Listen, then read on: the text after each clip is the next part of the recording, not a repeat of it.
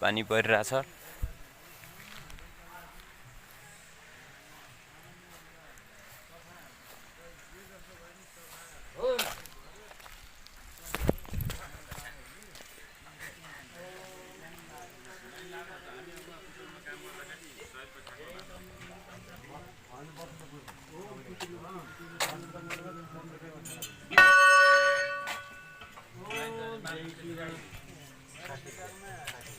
मासु भात अहिले त्यही हो 60 रुपैयाँ छ मासु भात।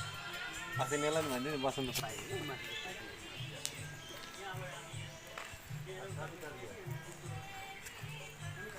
यता चाहिँ बाबाजीहरू पूजा गर्दै हुनुहुन्छ। यता छ रमणीय ठाउँ छ। यता पार्टीमा हाम्रो